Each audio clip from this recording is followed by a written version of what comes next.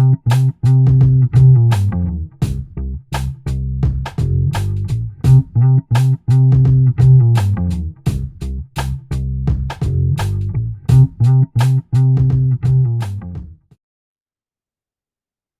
right. Nice to meet you, Ben. You. How's it going?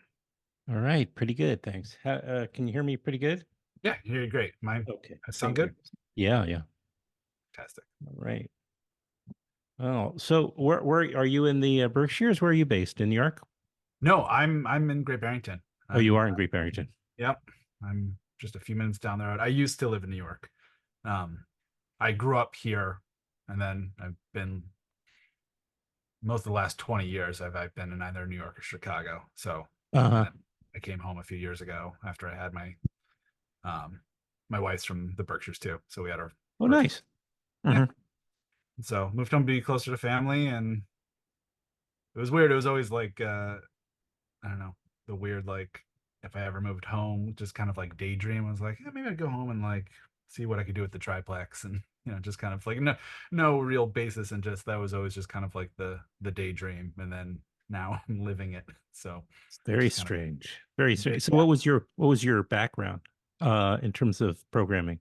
I so like I grew up here, and I grew up coming to this theater as a kid. It was Mm, I was 9 years old when it opened, and so it was like having something that just had the independent programming that it did, um, in the late 90s and early 2000s was really, really influential for me. And so I ended up going to film school. I went to Columbia wow. College, really, yeah, because of like a lot of the experience. Like I loved movies. We have I don't know if you've ever been to the Mahawi, a few Yeah. blocks, Oh, yeah. Many which times. was, Yeah, a yeah. bunch of times. And when I was a kid, that was a first run theater still. So like some of my formative memories are seeing like Jurassic Park and Batman Returns, and like really like Right. um, I saw Goldeneye with my grandfather, and we were the only two people in the entire theater together. Just like that's one of those movie going experiences I'll never forget from my whole life. Um, And your grandfather stayed awake during the movie. yeah, well, That alone is. well, he was really really excited because it was the first like he loved James Bond, and it was the first James Bond that I was like old enough to see. Oh, right. So he's going to introduce you to this one of his Yes, favorite things. and it was like during a school vacation, so it's like we went, but no one else is there, so it's just kind of like a private screening in this giant Yeah. theater. It was awesome. But so I was really, I, it's only kind of like meeting other people, from other towns, and realizing that like everyone did not have that exposure to this kind of like film programming growing up, especially like just down the street from their house in small rural towns like this. Um, but yeah, so I love movies since I loved movies since I was a kid, and And where did you say you ended up at school? Columbia College, Chicago. Okay. Yep, Yep, I'm familiar with it. Yeah. yep.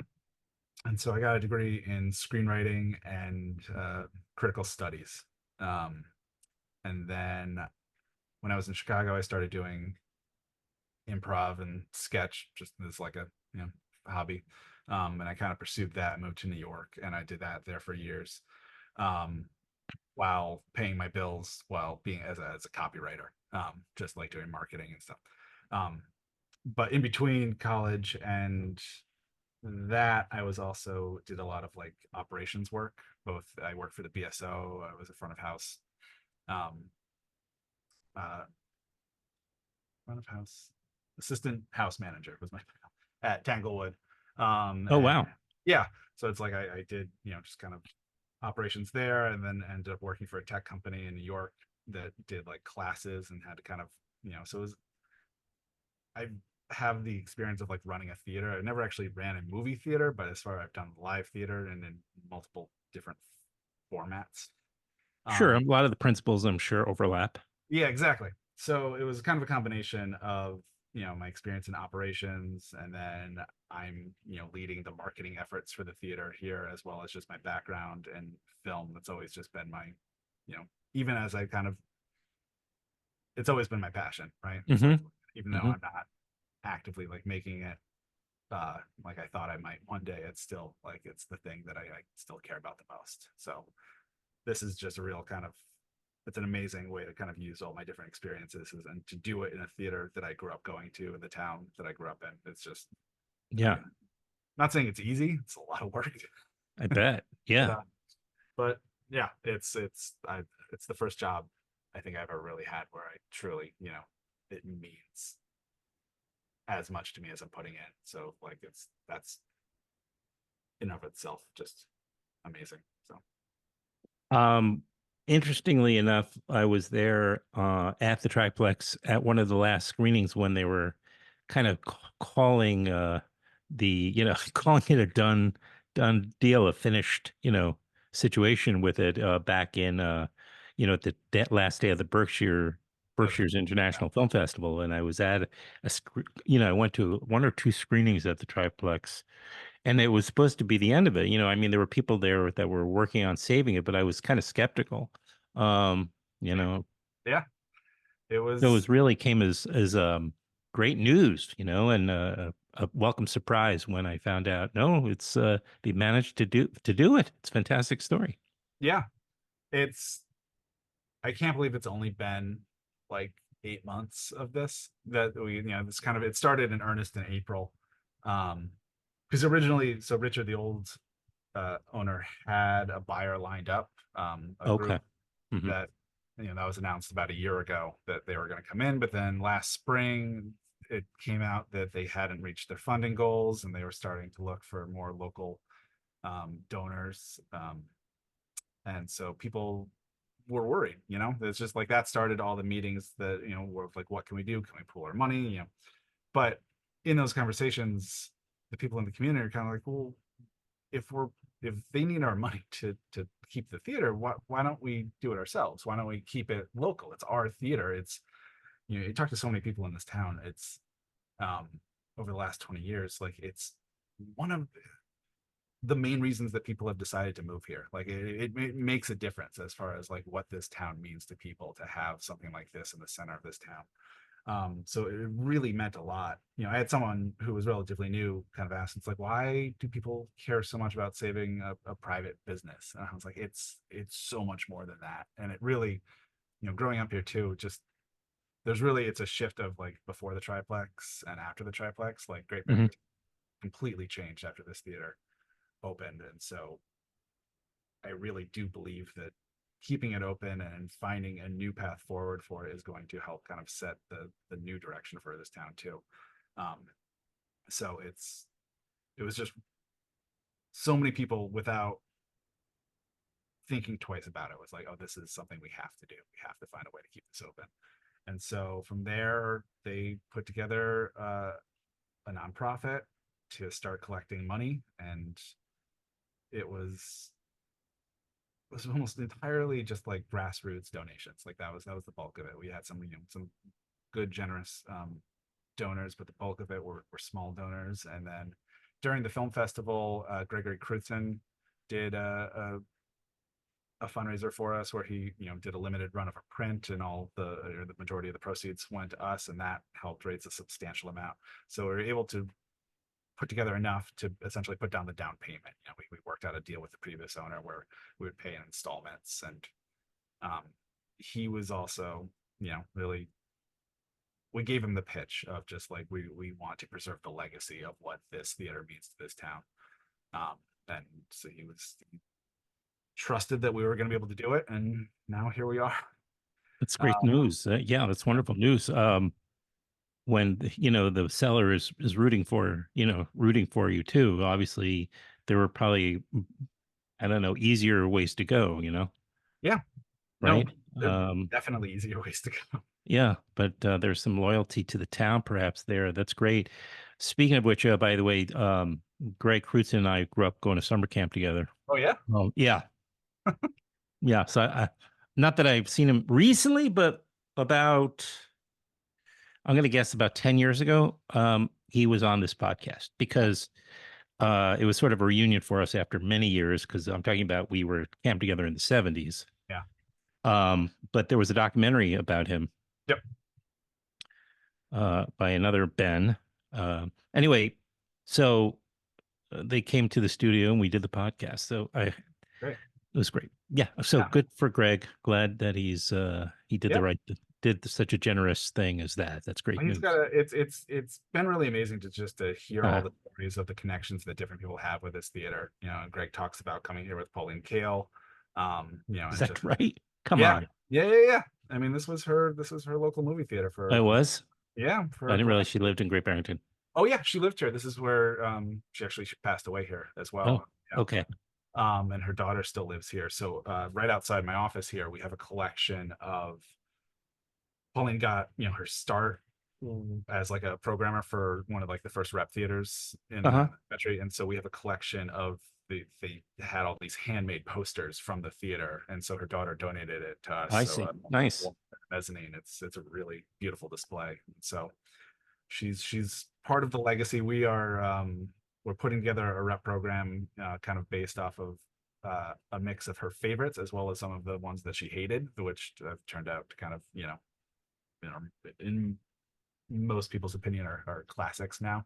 Yeah. So we're Well, looking at we're in the later in the spring. I think that's going to be coming up to the picks and pans of Pauline Kael. That's the tentative name for it. But okay. So you're able to, because you have three yeah, well, rooms. we have three right now. We will have four. So the theater is called the Uh-oh. Triplex. Oh, Yeah. We're going to run into a problem here, Ben. what? Oh, the name. Look, it's not. It's we've got it opened as the triplex in '95, Uh-huh. and they added a fourth screen in 2006. Oh, I see. Okay. So I didn't realize that. Yeah, and their solution at the time was they just put a plus on the end of the triplex and just called it Triplex Plus, which, as far as branding goes, they were head of the game on that. That's true. If you Yeah, look at all the streaming services now. exactly. Yeah. But yeah, so we're called the triplex, but we technically have four screens. Um, and right now we have three of those screens in operation. Um, we opened back in November just with two, the two smallest ones that we hadn't really done any work, and then Theater One we just opened on Friday, with new walls. We don't have new seats yet. We're still raising money for that, so new seats will come later. But we got All right. Well, let's get it going here today. We can start to, yeah, you know, get the fundraising for new seats at the at the triplex for Theater One. it's you go in and it's our designers did an amazing job. New Hmm. walls, the lighting, it's Yep. just incredible. And then you sit down in a seat that's almost 30 years old by this point, and you do just it's the missing piece of it. So I'm really looking forward to the day of getting the new chairs in there and just kind of really having the full proof of concept of what we're Hmm. looking for experience to be in this theater. But Mm. yes, we do have a little bit more fundraising to do before we get there. So I guess my point, though, in terms of the number of rooms, it would ideally when you're back to four, especially, you could dedicate like one of the rooms. Well, you first of all, it gives you more opportunity to move things around. Like you yeah, can keep a movie longer and just yep, move it into a smaller room in week 3 or 4 or whatever, yep, if you would choose to continue it. I assume you have all different size rooms, right? yeah, yeah. And then also, No, yeah, yeah. We got two that roughly around 200 seats. Everything's going to go down a little bit as we bring in new seats because the seats are older and more compact. mhm, But yeah, to what you're saying, that's the beauty of this for us. It's kind of the perfect number of screens because the three screens with new releases we kind of allows us to have the flexibility to bring in different titles. But one of the things that we're really dedicated in our new nonprofit version of the triplex is to have a screen that we kind of keep offline for rep titles, for special right. events, for local filmmakers, just to give us that flexibility to provide things that we really feel our audience is looking for here. Mhm. um, and so like we're playing Maestro this week. We just opened it on Friday. We had terrific audiences for it, and we had one of Leonard Bernstein's daughters, Nina, was here yesterday to do a talk back after a screening, and but Beautiful. we're also doing a surround series with it. We're doing the three films that either adapted his scores or and on the waterfront, his lone actual original film composition. You know, it was funny. It came up in the talk yesterday that he just didn't really like film scoring. Didn't feel like it did his scores justice. Hmm. Uh, Mm. but the On the Hmm. Waterfront score is so beautiful that it's just, and getting to see it on a big screen has been really amazing. So it Yeah. being able to do programs like that and just kind of really give a full, the full context of film history and how the films being made today connect with films of the past, that we can do that through our programming. I'm really Mhm. excited for that That's aspect. really great. Yeah, yeah. Oh, that creativity is got to make it a very gratifying, make it all worth it than just plugging in the, the typical, you know, new titles, and becomes a bit of a conveyor belt, I assume. Yeah, If you, but I mean, if you can get people to come in and, do special events in there, it's very rewarding. yeah. And one of the, I mean, just the And amazing I, thing about yeah, this area is just we have so many people who are just like people that are, if you reach out to them and kind of like, say, are you interested? They're usually very, you know, generous with their time and willing to come and talk. And we just have such a fantastic community of artists who are involved with film or, in one way or the other. So we've got some really exciting things coming up, I think. And that's great. A new birth for the triplex. yeah, well, it's an experiment too, because Yeah. we're not that big of a market, Uh-huh. there's technically like Great Barrington's only 7,000 ish people. We pull from a lot of the surrounding towns, but it's still we're relatively small, especially like only existing. We have good relations, obviously, but like we're not we're just a line item on a spreadsheet, right? Where Oh, it's just sure. a small theater. It's not the top priority. So a lot of it of kind of creating this community does fall to us and then finding ways to get creative and show people that, we are doing something different and exciting and engaging. That engagement, that's the big part too, I think, Hmm. especially Hmm. post COVID, where it's just everyone kind of got so used to watching things by themselves, they kind of forgot with like the community aspect of going to the movies. And seeing the crowds this weekend is honestly, I've been running nonstop. I've been working for 8 days straight, getting ready for this. Oh, dear. Uh, Yeah. but I I hope you don't have any young children. I do. I have a daughter who's about to Oh, be 3 years old, so oh, I'm dear. tired. Yeah. Uh, but like I said, it's all good. But we had a sold out house for that screening with Nina Bernstein yesterday, and then over 100 people waiting to get in the door. For the next screening. So it was chaos, but it was just like it'd been so long since I had been in that kind of throng of like people like that exchange, people having conversations, running into people, Hmm. and just like really like feeling that community sense in the lobby of the movie theater. I think it's been years since I've really felt that. It's That's nice. yeah, Yeah. I'm hoping the more we remind people of what that feels like, the more they keep coming back and just really, because I think after this theater came back, after the pandemic lockdowns, it was easy for people to take for granted. It was just it's and I think you saw in June that if you take it for granted, it will go Yeah, away. no, there was a really nice vibe going on with this unfortunate kind of cloud at the time hanging over it, but obviously the cloud is disappeared, which is nice. And why we're doing this. And people should go where to kind of, is there a newsletter? Sign up for. Yep. www.thetriplex.org. That is our site. You can sign up for the newsletter, Yeah, yeah, easy. buy gift cards. We will eventually have merch. Working on it now, but Hmm. that was a big part of it too, of just really identifying what the new brand for this theater is, and hopefully that as soon as you go on that website, it's clear of what we're trying to do here. So Very good. yeah. Any other lastly, I guess any other events that no notable events coming up that you for to help the theater or to. Yeah, I mean, I would say we've got a couple different. We're doing our winter break series, we're calling it. Just the week in between Christmas and New Year's, where we've got some rep titles coming out.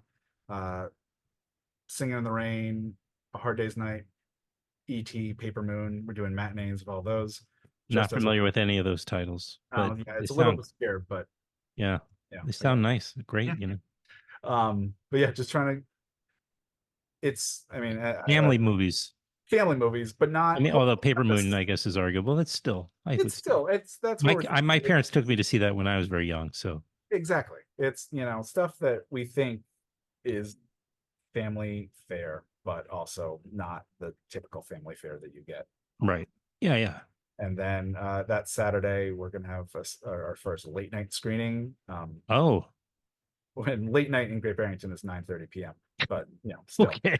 Um, Yeah. but just kind of It's still after dinner. It's fine. it's still after dinner. Yeah, it's for Yeah. most people in this area, that's bedtime.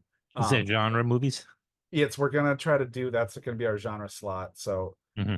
I'm thinking of it as both the place to kind of this theater's never really had a lot of horror bookings, and I really want to start doing some kind of exploring horror, but as well as I'm calling our Let's Get Stupid series of just celebrating movies that are just so dumb that it kind of comes all the way around to being brilliant. And so our first one is going to be Anchorman, just starting with a classic of just Yep. yep. Fantastic. I was going to say Cocaine Bear, or was that what it was called? With Uh, yeah, I I have mean, not. I more mean, but recent. Elizabeth Banks, another Berkshire. Oh, I She's didn't even know that. That's fantastic. she grew up in Pittsfield. Yeah.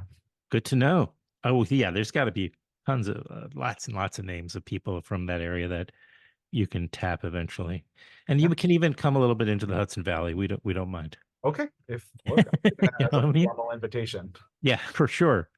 For sure. Well, I mean, and theaters are doing pretty well up here in this area as well. So, I mean, it doesn't surprise me. There's kind of a very creative community that kind of overlaps between Mhm. the Berkshires and the Hudson Valley. So Yeah. being, you I know, worked I worked I worked for the Woodstock Film Festival one year, and I oh, have you did.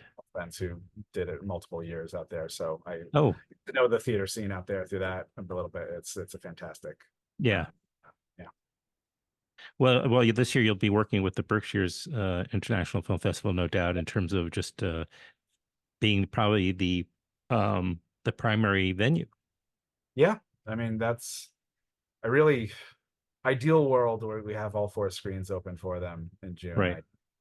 Because I remember the first Biff, when I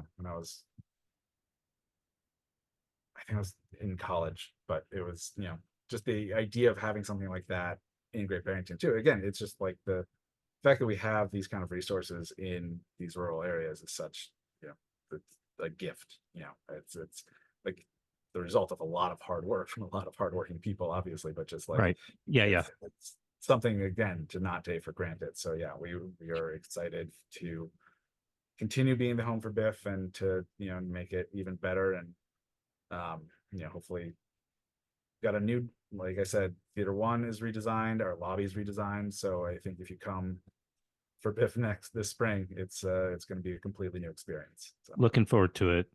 yeah, I feel a little guilty keeping you there late as you are. So I want to it's let you okay. get. I I often have town meetings, so it's all right. But yeah, And your title is programmer or I'm the managing director. managing director. Yes. Okay. Good. I'm sorry about that. So No, good it's to know, okay. Ben. So It's it, Ben Elliott is the managing director of the Triplex. Again, you can go to thetriplex.org, get on the mailing list, follow them and on social media, get acquainted with everything they're doing there. It's a special spot, and I'm really thrilled that you were able to make time and do this. yeah, this is Appreciate it. fantastic. Thank you for having me. I will just say our handle on social media is Uh-huh. the Thank you. Triplex GB. That's Got my it. As in GB, I can't imagine. I don't know. Yeah, it was just two letters. It's I very just arbitrary. Yeah. I will visit you soon and I'll knock on your door and okay. all Look right. forward to it. Let me know when you're heading over. We'll do. All right. All right. Have a good night, Ben. Yep. All right.